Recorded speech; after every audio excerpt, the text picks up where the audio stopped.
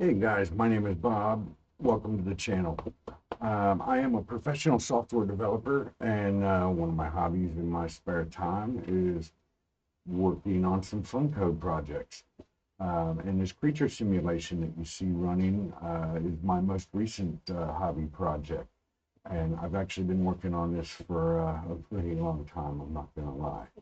And I learned a lot putting this together, and I'm hoping that I can pass some of that on to you guys um, by sharing my code with you and walking you through how to put all this together.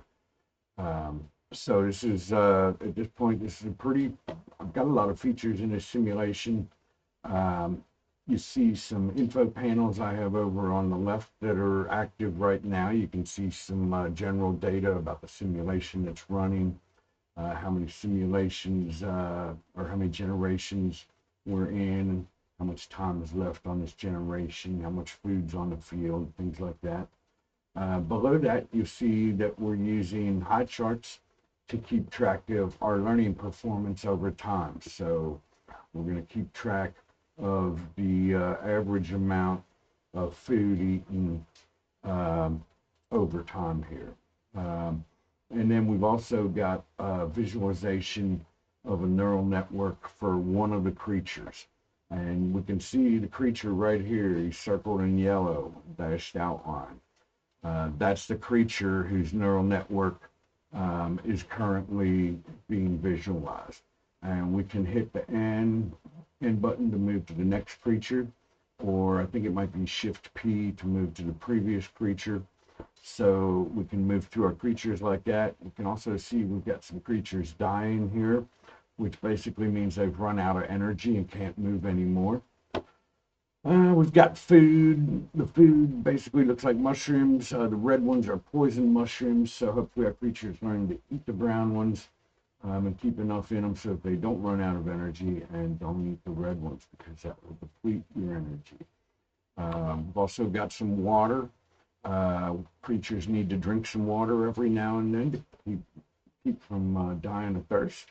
And they also can't stray for too long in the deep water, or there is a chance that they might die. Um, so those are kind of the general rules of the simulation. It's pretty basic. There's no predators or anything like that, at least not yet. We can also hit the settings icon up here, and this will allow us to change some of the simulation settings, so we can control the population size, the length of time each generation runs for. You can completely control the neural network. You can control how many hidden layers there are, and how many nodes there are on each of those layers. So some good stuff there, and definitely we could add a lot more controls if we wanted to. We've also got a quick help screen just to pop up and remind us what our keys are. Different keys we can press. We can press H to get rid of some of those info panels and see the full play field. You can hit I if you want, which turns on a little info box above each of the creatures. It displays each one's current score. And if they're not spinning around too much, you can see there's also a little battery display in there, which gives us an indication of their energy level. And we also have the top one gets a gold box around them. You can see it happens to be the one whose network is being visualized down here in the bottom left. And the two that are highlighted in blue squares are number 2 and number 3 performance-wise. We can also push the, let's turn those off. We can push the E button, and it gives you a visualization of the ray castings that we're using to visualize sight for each of these creatures, letting them see what's next to them and providing them a little information about that. So you can see there's a lot of stuff that's been added in here over time. There's still a lot more that could be added. This is by no means complete. And there's a lot that could probably be done better.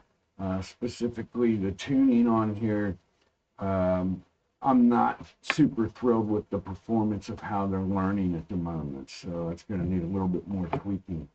And any of you with experience in this field who have good tweaks to share, Please leave comments below with thoughts of how to make things better. I'm sure we're all very interested in that. I know that I am.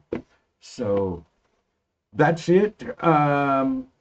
Besides that, the link, you'll find links for everything that we're using. We're only using 2 libraries in here, and that's brain.js to provide the neural network, and we're using Highcharts to do the graphing for us. Other than that, we're going to write everything from scratch, HTML, JavaScript, and CSS, so you'll have a really good handle on what's going on throughout the code, and really, the ability to change anything you'd like to make better.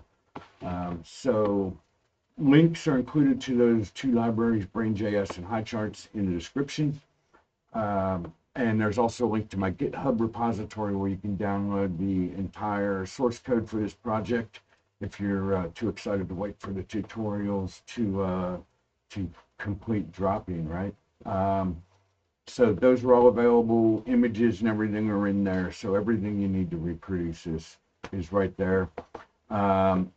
This is a new channel getting started up. I'm hoping this does well. If you guys would do me a favor, I would really appreciate it if you would hit subscribe and like on this video.